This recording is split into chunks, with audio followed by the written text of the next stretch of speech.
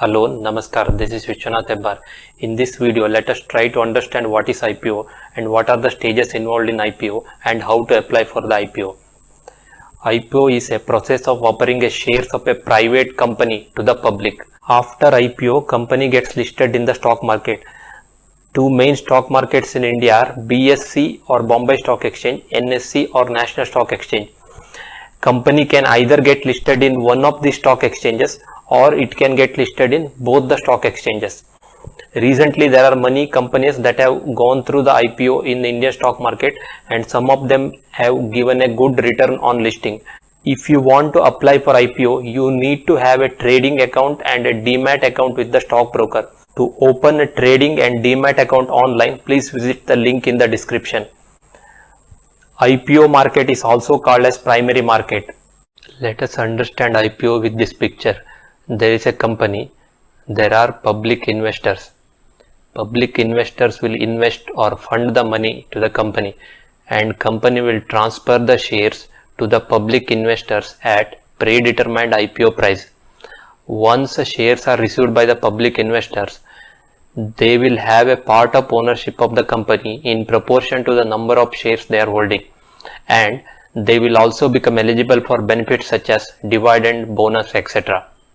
Let us try to understand different stages involved in the IPO process. First step is merchant banker appointment. Merchant banker helps in collecting the money and processing IPO application, allocate the shares to the applicants as per the SEBI guidelines, process the refund and transfer of allocated shares to the demat account of the investors. These are the main tasks that will be performed by this merchant banker. The merchant banker generally manages the overall IPO process. Next stage is apply to SEBI with the registration statement. In this stage, company will submit the required document to SEBI for the process of IPO approval. Next step is approval from SEBI. SEBI will review the submitted documents and provide the approval for further processing. If documents are submitted are not as per the requirement, then may be asked to resubmit or current application may be rejected. The next step is draft red herring prospect or DRHP. This is one of the important documents of IPO. A draft red herring prospect offers a draft red herring prospect, or it is also called offer document. It is a preliminary registration document prepared by the merchant banker for prospective IPO making company. This document includes information about the company's business operation, information about the promoters, company's financials. It also contains company standing in the industry it deals with and what are the listed or unlisted peers or competitors to its business. This draft red herring prospect document also clarifies the reason why the company is raising the money from the public and how the money will be used and what are the risks involved in investing in the company. These are the important details that will be present in this document. The next step is marketing and advertisement of the IPO. As the name indicates, at this stage company will try to create a awareness about the upcoming IPO. The next stage is fix the price band. At this stage, company fixes the lower limit and upper limit for its shares to be offered during the IPO. Investors can only bid in the given price band. The next step is book building. Book building is the process of determining the price for the IPO. This price will be determined by underwriter. Underwriter here is, it will be an investment bank or a merchant banker. At this stage, an underwriter or investment banker will invite the institutional investors for the bids At this stage, institutional investors will be asked to submit the bid and how many shares they are willing to buy and what price they are willing to pay. The process of price discovery involves generating and recording the demand for shares. The process of price discovery happens at book building stage. This process of price discovery involves generating and recording the investor demand for the shares before it is being issued. The next stage is IPO bidding and allocation. At this stage, investors will bid for the shares. IPO bidding window is generally for 3 days. Within those 3 days, investors can place a bid. Once the bidding is completed, next step will be allocate the shares. Here, allocation of the shares, the case number 1 is total number of bids is less than or equal to the number of shares offered. In this case, it will be a straightforward allocation. If the total number of the bids made by the applicant are less than or equal to the number of shares being offered, every applicant who has applied will be assigned the shares. In the second case, if number of bids are more than the number of shares offered, in this case SEBI guideline mandates us that at least one lot should be allotted to every individual who has applied. And let us understand this with an example. Let us assume there are 5 lakh shares are being offered. Investment lot size is 50. Then thus 5 lakh divided by 50 is 10,000. It means 10,000 investors will be allotted at least one lot.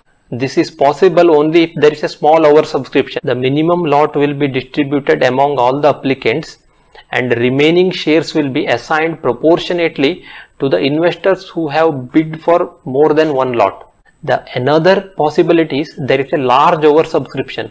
In this case, there is such an oversubscription that not even a one lot can be allotted to every applicant. In that case, allotment process takes place via lucky draw.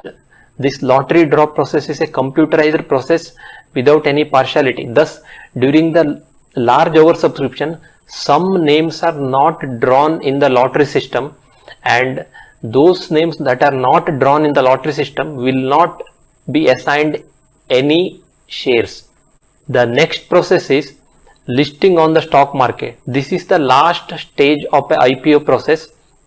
Once the company is listed on the stock market, it is called public limited company and it need to follow the certain regulations set by SEBI. And once company is listed in the stock market, investors can buy and sell the shares of this listed company through the stock exchanges such as BSE and NSE using trading and demat account. If you like to open a trading and demat account, link is given in the description of this video. These are the various stages that are involved in the IPO process. Now let us understand various terminologies used in IPO. The various terminologies used in IPO are under subscription, over subscription, fixed price IPO, price band, cut-off price. Let us understand these terminologies one by one. Under subscription. Under subscription means when the number of shares applied by the public is less than the number of shares issued by the company. It is called as under subscription. Let us assume company is offering 100 shares during IPO, but there is a bidding only for 50 shares. Then it is a under subscription. It means remaining 50 shares are not subscribed by any investors. And over subscription is opposite of under subscription. When the demand for the shares during IPO exceeds the available supply. Suppose company is offering 100 shares during the IPO. If there is a subscription for 200 shares, then we call it as over subscription. It means there is a 200% subscription or 100% over subscription for the shares. Fixed price IPO. Under fixed price, company going public determines a fixed price at which it is going to offer a share to the public investors.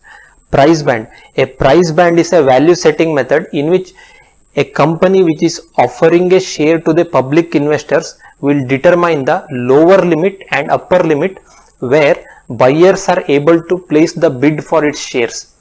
For example, if a company is setting a price band 100 to 105, it means lower limit is 100, upper limit is 105. Investors can only bid in that range. Cutoff price. In initial public offering or IPO, a cutoff price is an offer price. This offer price is finalized in consultation with the book running lead managers. The cutoff price can be any price within the price band. Suppose price band is 100 to 105, the cutoff price can be 100, 101, 102 or 103 or 104 or 105. It can be any value between the price band. Now let us understand the reasons for IPO. Reason number 1 is to raise a fund. For example, if a company wants to expand its business, it will need more fund. IPO is an opportunity for company to raise a fund for its expansion or any other business needs. But reason number 2 is to avoid debt or loan. One of the disadvantages of raising a fund through bank loan is that company need to pay interest on the loan. Reason number 3 for an IPO is to mitigate the risk. Since during IPO shares are distributed among the multiple public investors, the chances of heavy loss for a promoter or an initial investor becomes very less since the shares are distributed to multiple investors. Reason number 4 for IPO is to provide exit option for early investors. Those who have invested in the business at early stage will get an option to sell their shares during IPO and make a profit on their investment. Reason number 5 for IPO is to improve the company brand visibility. When company goes through IPO, it gets listed in the stock markets like BSE and NSE. Once company gets listed in the stock market, its trust, visibility and brand value will improve. Let us summarize what we have discussed in this chapter. We have discussed what is IPO, what are the various stages involved in IPO, what are the terminologies involved in IPO, what are the reasons for IPO. I hope this helps you in getting clear picture about the IPO. Thank you so much for watching. We will meet you in the next video.